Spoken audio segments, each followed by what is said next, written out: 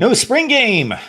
Oklahoma, one of several, a growing list of programs that have decided not to scrimmage in front of the public. However, of course, spring is awfully important for the Sooners and Brent Venable trying to fix 6-7. Of course, the guys are hard at work.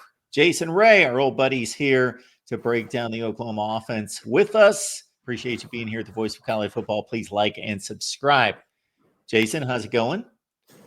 Doing good, Mark. Thanks for having me on as always. Absolutely. And for a third consecutive season, I guess Oklahoma's got a new starting quarterback going from Dylan Gabriel to Jackson Arnold, who's moved on to Auburn. Now we got the much heralded John Mateer, who most of college football nation didn't really get to see or chose not to see because not a whole lot of Washington State is going to be publicized from coast to coast, especially with the implosion of the Pac-12. But he put up 44 touchdowns, rushing and passing. So what do we know about Mr. Mateer? Yeah, I think so. Just kind of looking at the outlook of this team coming into 2025, Mark, I think it was pretty apparent on where Brent Venables needed to go to improve that 6-7 record, right? So when you look at this team, just kind of on the surface, obviously there's a lot more, I think, attention to detail and really just a lot more of we've got to win now, right? So I think it's not a crazy thought to think that a lot Brent Venables and others they're fighting for their jobs this year. So, and what was the biggest area of issue was on the offensive side of the ball. Just a couple before we get into John, just a couple of just stats that really is just you as you watched Oklahoma football last year and just covering it and just being immersed in it.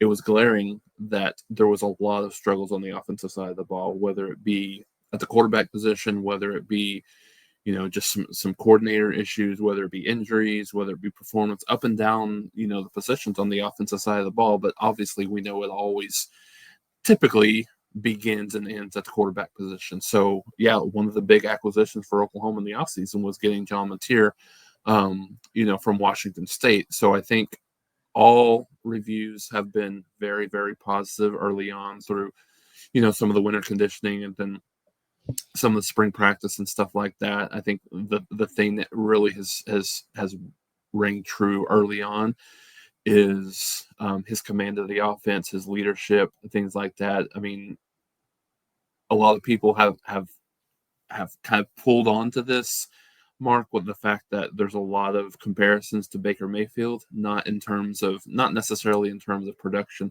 on the field, right? Because that remains to be seen, but just kind of his approach, a little bit of a gunslinger mentality, really good at making plays off script, scramble drills, even running, things like that. That's kind of been apparent early on in practice, and so yeah, looking at this team, last year they were 100. This is even hard to say, right? 119th out of, I believe, you can correct me, I think 133 FBS teams, 119th in passing offense, just right at about 175 yards per game. So bringing him in not only was a necessity, I think it was certainly a welcome addition, and Carson Beck is right there, but one of the biggest offseason portal moves at the quarterback position was at Oklahoma, and it was really needed. So I mean, you think that he's gonna bring a dual threat component to the game, right? You mentioned he had over 44 touchdowns a year ago.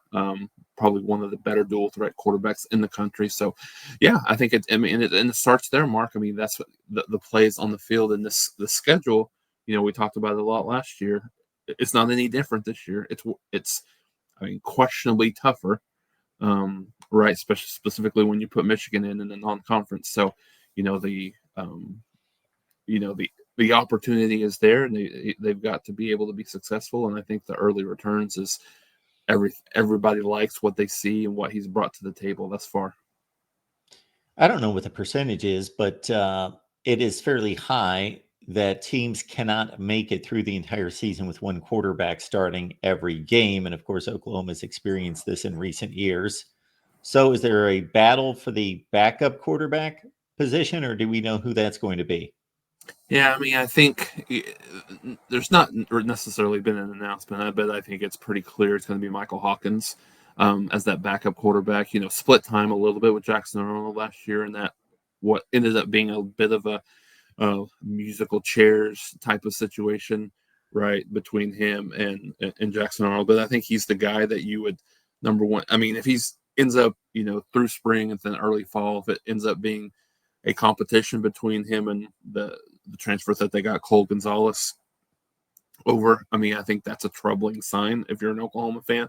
But no, everything that I've seen, and he's made a lot of good plays, and he's maturing as a quarterback. So yeah, I would certainly anticipate him, being that guy. And you're right, Mark. I mean, there's going to be times it's inevitable. Almost every single season, it's inevitable that you're going to have your backup, even if it ends up being just a couple of series in a game, or could be games plural, that your backup quarterback is going to have to not only get in the game, but have to be very proficient in a key moment. So it's obviously important that Oklahoma maintain that depth and be able to perform near that same level with a backup quarterback in at some time.